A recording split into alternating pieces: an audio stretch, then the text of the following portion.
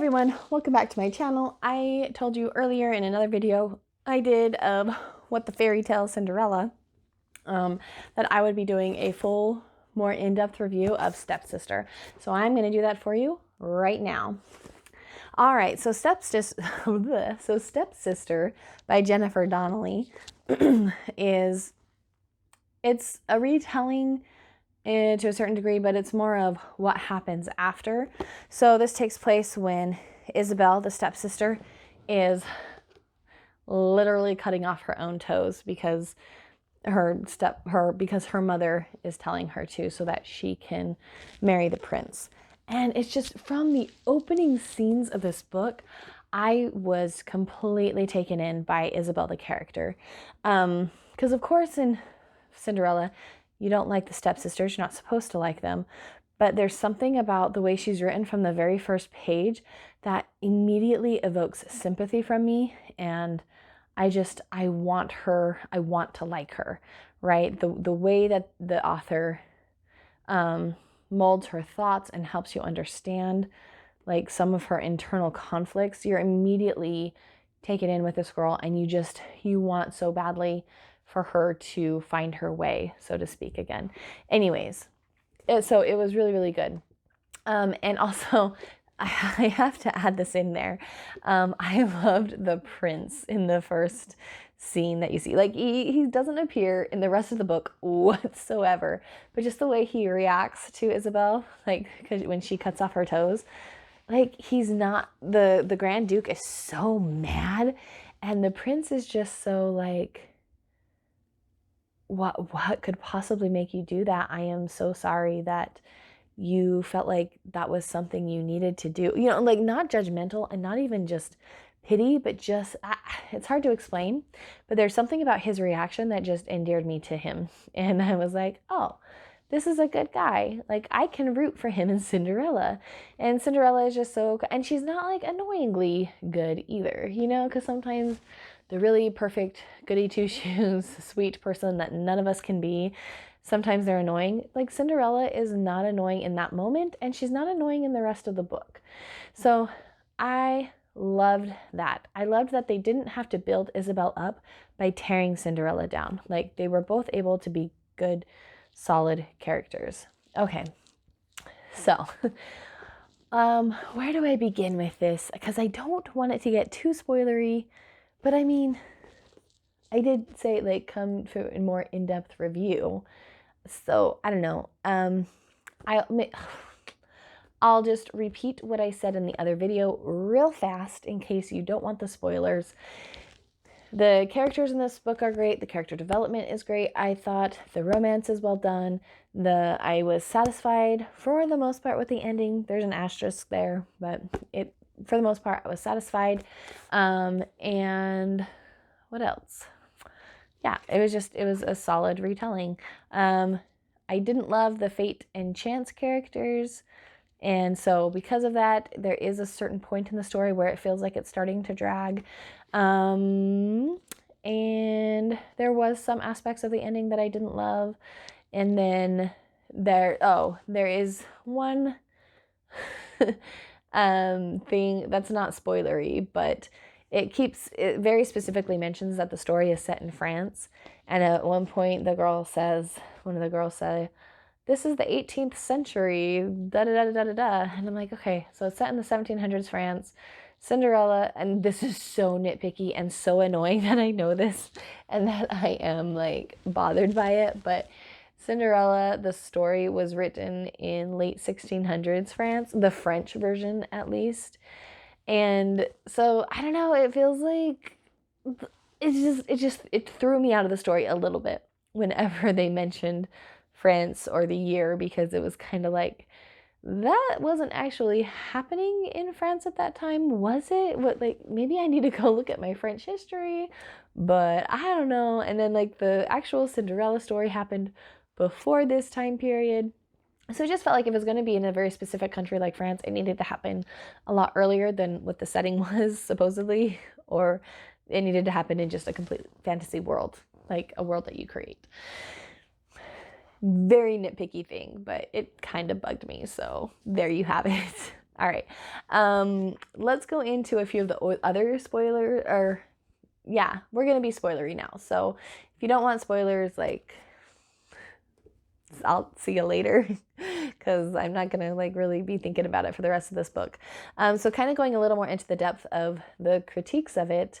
That way I can end on a high note. The character of Chance and Fate, I have a lot of conflicting feelings towards. It's so hard to decide if I want them in this book or not, because I like the idea of the rivalry between Fate and Chance, and this whole idea of, is a person's destiny mapped out for them, or can they overcome that, or what role does free will have to play in people's lives? That's all fine. And it is interesting them battling each other, and it is very convenient and it is very strategic of the author to have Fate and Chance as characters that are battling for Isabel and her destiny, because then they get involved in many ways that allow for plot conveniences to happen without them being necessarily plot conveniences, because there are characters in the story that have the ability to do it. So I don't know, it works out okay. Like, I don't feel like it's too much of a plot convenience. Most of the time it feels fine, but sometimes I wonder if that's why they were put in here. Anyways, the biggest issue I had with them is at one point in the story, their battle back and forth over Isabel starts to feel kind of exhausting to me. Like, it feels like she's taking one step forward and then a step back and then a step forward and then a step back. So it feels like there's no real progress being made in the plot, and like some kind of progress needs to be made, whether it's towards like a great ending or whether it's towards like her tragedy and demise. Something needs to be moving forward instead of being in this place of purgatory. But that is only for a very, very small portion of the book that I started to feel that way. And then it resolved itself pretty quickly with, the queen fairy coming in being like, time out, you go to your room, I'm the one in charge here, and she is going to decide what happens in her life. Like, thank you, Queen Fairy. That is why you are queen. Anyways, so I didn't really love those two characters, but I liked having the Queen Fairy character, especially because it felt very much like Cinderella. Cinderella has the fairy godmother, and I loved that Isabel gets to meet the fairy godmother, or the Queen Fairy, as well. That was such a interesting echo of the Cinderella story that I really liked. And I like how that all played out, the sort of quest that Isabel goes on to find the missing pieces of her heart. It's just really, really well laid out, and I enjoyed it very, very much. And every single aspect of the missing pieces of her heart, I was so intrigued by that part of the story. The romance was so good between her and Felix, like the the meetup, and how like there's this misunderstanding on both sides, but it makes sense. And just like how you can feel that desire to be together, but you're so afraid of getting hurt again. Like, you can't make yourself completely vulnerable to this person again. And it doesn't become ridiculous where it's like, you two, why can't you just hash it out and talk? Because it really doesn't take them that long to figure out what's going on. So it works out well. And because there's so many other things going on, like lots of other subplots happening, you don't need time and time again for them to come together and to fight and to argue to where you're like, oh, you two, like, just get, I'm done with you. Like, you only need them to meet a couple of times because you have so many other things going on. So that conflict can kind of last for a little bit longer throughout the story. That tension can exist for a little bit longer. So really smart decisions that were made there. And then I really liked, once they do kind of find some resolution together, the additional conflict that gets brought in when he decides he's going to sign up for the war, because you understand why he wants to do it, and she handles it very maturely. She doesn't freak out and ruin the relationship. Like, they both handle it so well, and it does create such a sadness and tenderness in the relationship. It was so good. I love it. It's one of my new favorite couples. I wish I had read the book before I made my favorite couples video, because they would be on it. Anyways, The Nero part of it was so good. Even though that was sort of a plot convenience for the fairy queen to guide her along to the horse, she does earn the freedom with, like how she jumps in to save him, and then she works all night long to try to find the money for him. And it is very tender how she saves the other horses. So this is one of my favorite quotes in the book. And when it says, "The skin and bones dog who shows up at your door, the broken winged bird you nurse back to health, the kitten you find crying at the side of the road, you think you're saving them, don't you? Ah, child, can't you see? They're saving you." And that was, oh gosh, I don't know why, but that just struck my heart so. And I'm not really an animal lover. I don't want pets. I don't really like pets, even though I grew up around pets. So it's not because of that. It's just that idea of like, why do we do acts of charity kind of a thing? Like all of those little tiny things that we do along the way to help the helpless. We're not helping them. They are helping us. Like they are making us a better person. I don't know, just that whole idea. It was just really beautiful.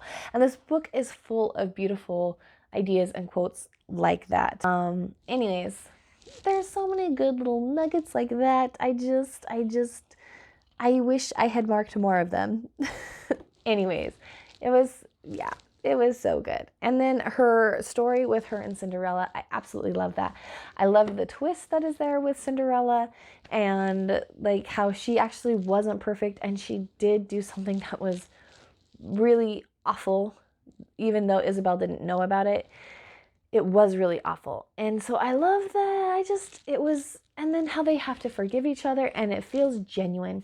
The Octavia apology feels a little bit more clunky and not so genuine, but it's cool. I like Octavia. I thought she was a really good, well-written character. And yeah, everyone was well-written. Oh gosh, I'm like, what else is there to talk about anymore? Oh, the ending. So the ending, I liked the ultimate climax and conflict and resolution with like the battle and stuff, but the whole neatly packaged, tied up, after when they're all meeting together and Isabel mentions Mama and Cinderella had a talk and they, Mama apologized and she was forgiven, and now she talks to the royal cabbage heads. Like I like the part of, Mama's out there talking to the cabbage heads thinking that she's talking to royalty. Like that part fits, but it just feels like there's so much history between Cinderella and the stepmother that to just have like a simple conversation like, oh, I'm so sorry, and oh, it's okay. Like it felt a lot more natural with Isabel and Cinderella, and Isabel has had to go through this huge character development to get to that point. And her mom is just crazy. Like, I don't feel like there's any real sincere apology coming in from that point. Like, I almost feel like the stepmother should have just been left out of it. Like, she's over there, she's being crazy, so Cinderella's not going to continue punishing her because Lady's just crazy. But I just wish there hadn't been sort of like that, oh, and Cinderella forgave her. Because I don't think Cinderella has to forgive someone who hasn't really gone through that development of actually feeling the apology and really sincerely meaning it. That's all. So that was just like a tiny qualm I had. Not like a huge deal necessarily. Oh man, what else did I want to say about this book? Oh, and then one last con that I had was I do wish Isabel's the darker parts of her story had been more detailed. You get to see a little bit of a flashback where she's mean to Cinderella, but I wanted to see just the heartlessness and the cruelty and like the worst of the worst of how she treats her, because I feel like it would make the redemption arc so much more meaningful. Because when you start the book, she's already somewhat likable. She's written in such a way that you want her to do well. And then like every interaction she has after that, where she's like, if she's ever mean to someone, they kind of deserve it. Like when she throws the eggs at the kids, those kids deserve those eggs to be thrown at them. Like I would have thrown the eggs at the children. So none of that really makes the reader feel like this person is particularly mean or uncharitable or whatever. So I needed to see that cruelty, and I feel like the author was kind of shielding the reader from being able to see that because she wanted to make sure that this character was likable. And I think it was maybe a mistake, because you can be likable and have a bad past. That's all. That's all I'm saying. But ultimately and overall, I really loved this book. It was so good. I loved the relationships and just, I loved it. What can I say? I'm excited to read more books by Jennifer Donnelly. Yeah, and it sounds like from the epilogue, she set it up in such a way that there can be multiple books written in this sort of world that she's created. And if any of them are like this book, I'm going to be pleased. So, yep, definitely going to buy some more of her books and read some more of them because this one was top notch. Comment down below if you've read this book and what your favorite parts of it were, or your favorite retelling of Cinderella if you have one. And I will see you later. Bye.